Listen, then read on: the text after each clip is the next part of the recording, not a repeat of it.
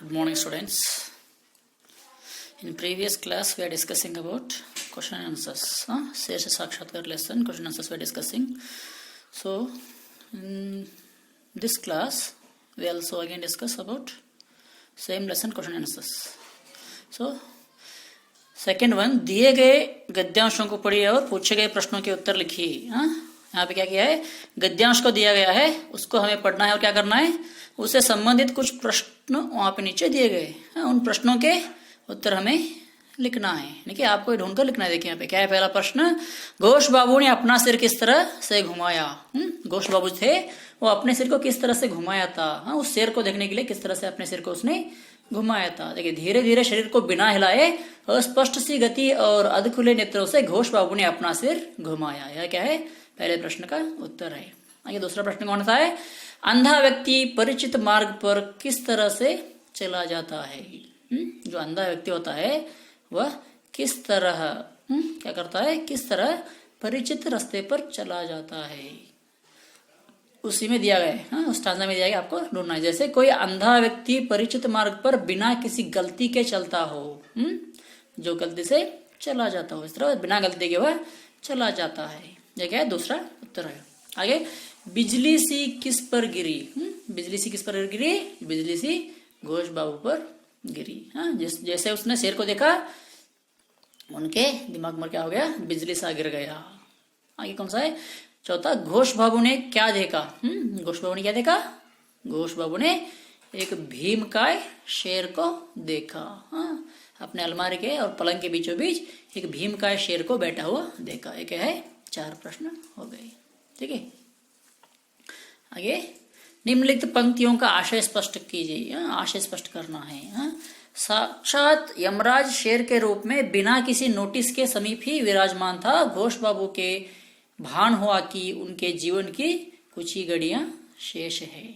देखिए जैसे ही उन्होंने क्या किया था, अपने घर के दरवाजे को खुले ही रखकर सो गए थे, उसी बीच क्या हो गया था, वहां पे खेत में से आकर एक शेर उनके घर में घुस गया था और वह उस घोष बाबू के हिलने की प्रतीक्षा कर रहा था, उनको खा जाने के लिए, अपने शिकार को खा जाने के लिए वो प्रयत्न कर रहा था.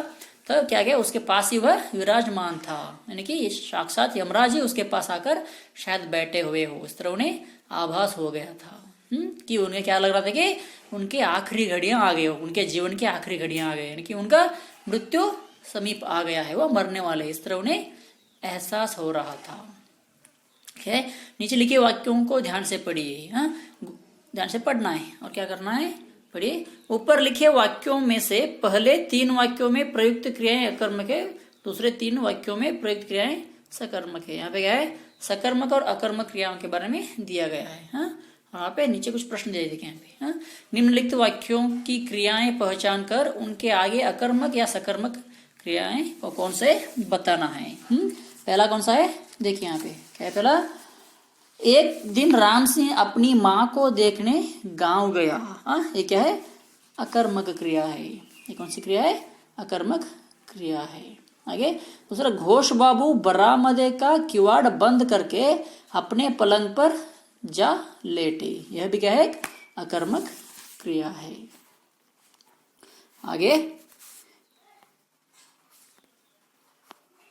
देखेंगे. ठीक है. देखिए यहाँ पे, थोड़ी देर के लिए तो उनके शरीर में रक्त संचार रुक सा गया. थोड़ी देर के लिए क्या किया, उनके शरीर में रक्त संचार क्या हो गया, रुक सा गया. क्या है, सकर्मक क्रिया है. आगे, घोष बाबू इसलिए गुमसुम एक ही करवट पड़े रहे. घोष बाबू क्या किए, गुमसुम एक ही करवट पड़े रहे. एक है, अकर्मक क्रिया है. आगे, घोष बाबू ने शेर की भयंकर सांस महसूस की. जो घोष बाबू थे वो क्या किए, उस शेर की भयंकर सांस को महसूस किया. ये क्या है, सकर्मक क्रिया है. आगे, घोष बाबू चुपचाप सिरहाने की ओर से दबे पांव फुर्ती से गए और चौके में से बड़ा चाकू ले आए. ये क्या है, सकर्मक क्रिया है. जो सकर्मक और अकर्मक के बारे में हम और कभी पूरे डिटेल में पढ़ेंगे. ठीक है.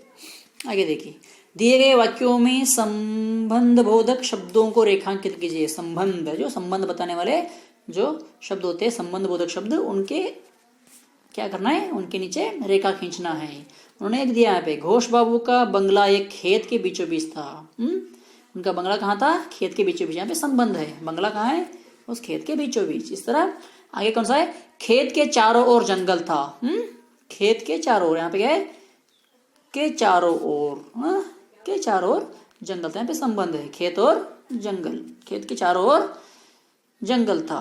अगला, पलंग के नीचे कोई भी आदमी रेंग कर इधर उधर जा सकता था। पलंग के नीचे, के नीचे, पलंग के नीचे कोई भी आदमी रेंग कर इधर उधर जा सकता था, के नीचे। यहाँ पे उसके नीचे क्या करना है, रेखा खींचनी है।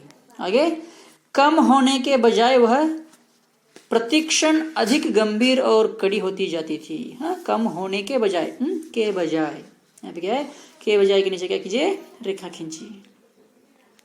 उसका सिर घोष बाबू की ओर था। उसका सिर कहाँ पे था, घोष बाबू की ओर। यहाँ पे क्या है, की ओर, के नीचे क्या करना है, रेखा खींचना है। आगे, उनके पलंग और अलमारी के बीच एक भीम का शेर बैठा था। यहाँ पे क्या है, के बीच, के बीच पे क्या करना है, वहां पे एक रेखा खींचना है। ठीक है, आज जितना काफी है। कल की अवधि में क्या करेंगे, जो नीचे दिए गए शब्दों के दो पर्यायवाची वर्ग के बारे में हम क्या करेंगे, अगले अवधि में देखेंगे। ठीक है, धन्यवाद।